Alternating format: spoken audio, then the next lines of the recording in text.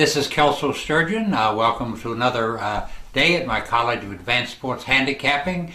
We're going to talk about the wild card NFL playoff round on this particular session. Also going to give a little lesson in betting half times in basketball.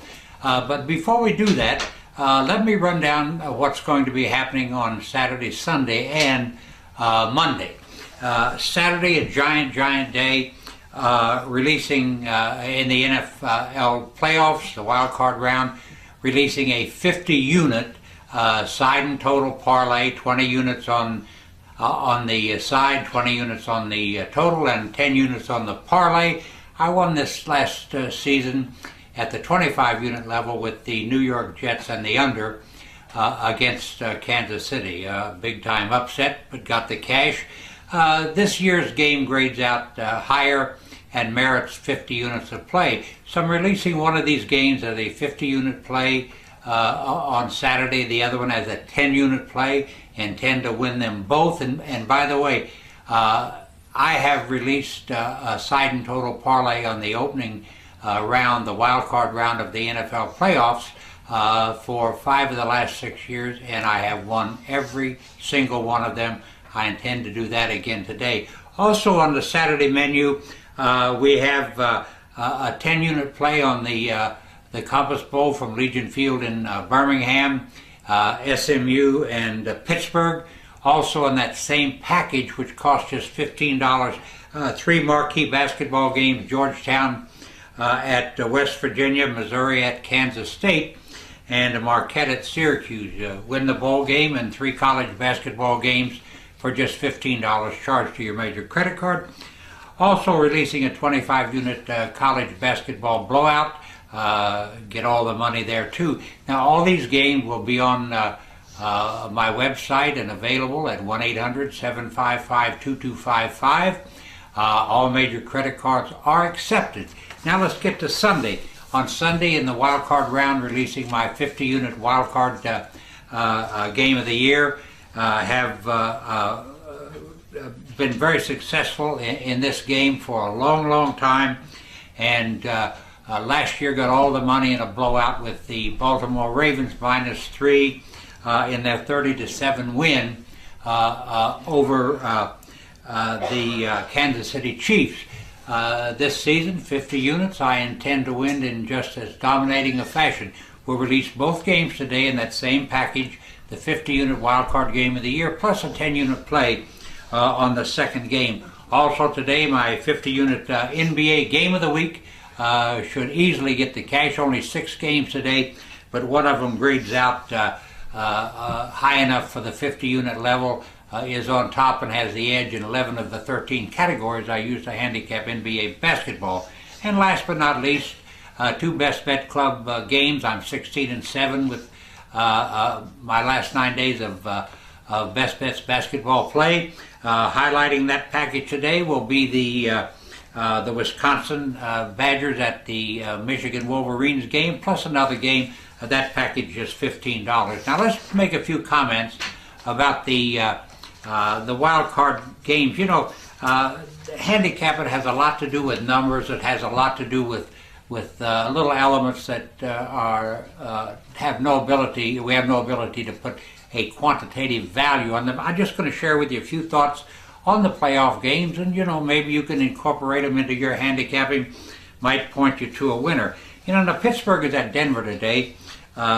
Pittsburgh is by far the most beat-up team in the playoffs. Will be without Richard Mendenhall today. I beg your pardon, against Denver, and will also be operating with Ben Roethlisberger at quarterback. He has a severe and very painful high ankle strain. He looked to me like he's worse this week than he was last week, although he did play. In this game makes me very nervous. The total's only 33.5, so nobody's looking for any offense.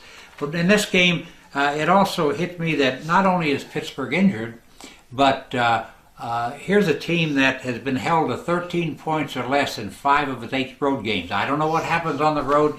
Some say it's because offensive linemen are, it's difficult for them to hear the the checkoffs at the line of scrimmage when the crowd is making so much noise. I don't know what it is. I think that's a lame excuse. But once again, Pittsburgh scored just an average of 13 points, or 13 points or less in 5 of its 8 road games. Also, you have to wonder if the NFL hasn't caught up with Tim Tebow for the time being. Been pretty useless in the last 4 or 5 games that he's played. Now, also, the New York Giants have the worst running game in the NFL, believe it or not. Here, they're averaging 89 yards a game, just 3.5 yards per carry. Both of those are miserable figures. How it's going to impact them, I don't know. Now, Detroit has already lost to the Saints in New Orleans, 27-15.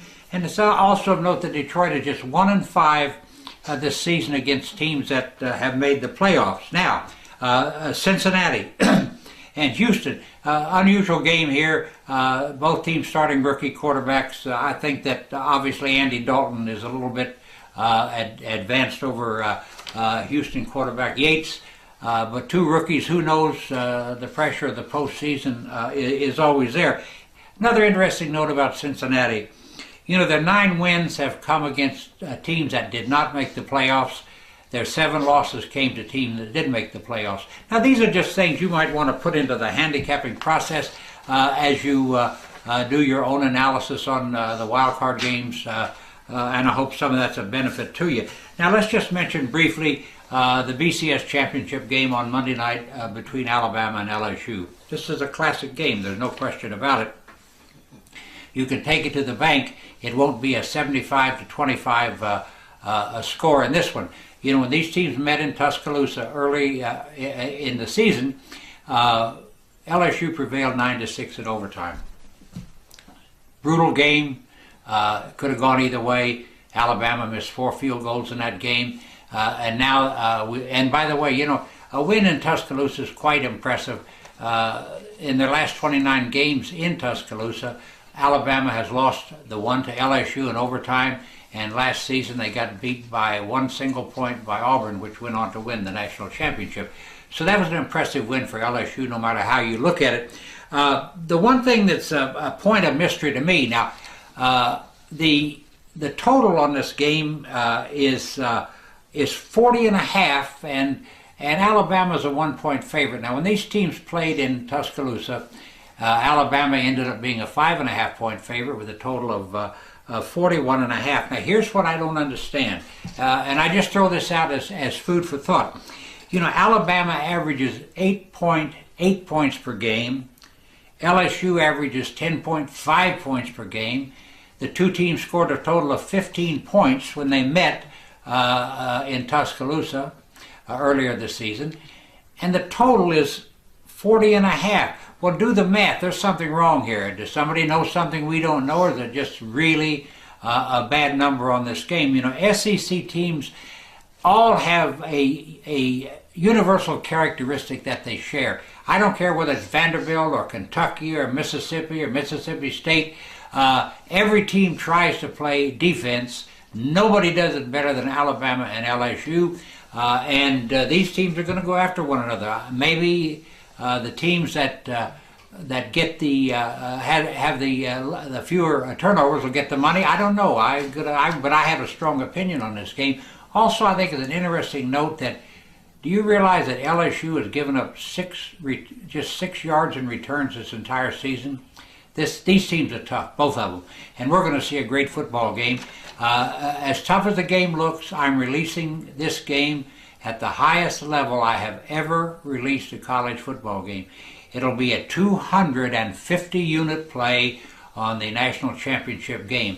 Now, all my games are going to be available on this website and toll-free at 1-800-755-2255. You can use your major credit card and win right along with me. Now let's talk about half-times in basketball for just a minute. I'm primarily here talking about college basketball because the NBA game's a bit different, especially in this shortened season. I bet a lot of half-times. And for some reasons, I bet them number one to win a bet, and also in that a chance to win 2 bets.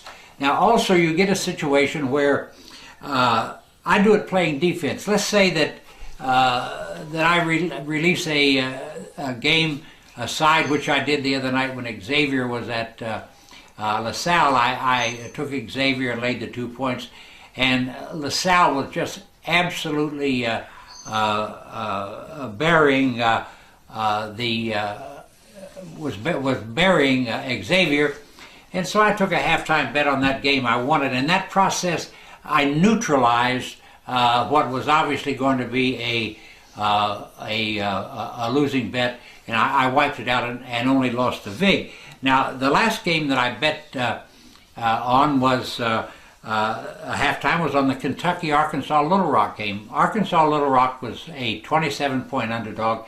They were up 30-27 at the half. The halftime was Kentucky minus 16, and I bet on Kentucky minus 16. The final score was Kentucky won absolutely in a landslide. But you know, the one thing that in picking these halftimes to go for, here's the characteristics, or here's the fundamentals that I need to look at. In betting a halftime, I want to bet on a power team against a weak team. I want to bet on a big favorite that's losing outright at the half. I want to bet on a team that's playing at home, and I want the opportunity to either take insurance and cancel out a bad bet, or to win 2 bets on the same game. But once again, the basic characteristics. For me, a power team against a weak team, a big favorite losing outright at the halftime, and a team playing at home. Those 3 things are the keys to my halftime betting. Rarely will I step out of it. I did in the Xavier game, but it's one of these things that those 3 fundamental things produce a lot of halftime winners. I appreciate very much you tuning in today and watching. I wish you well on this weekend, and keep in mind, I'm ready to go and get the money for you. All these games that we've discussed here today are available on this website and toll free at 1-800-755-2255, and all major credit cards accepted. Now let's go get the money.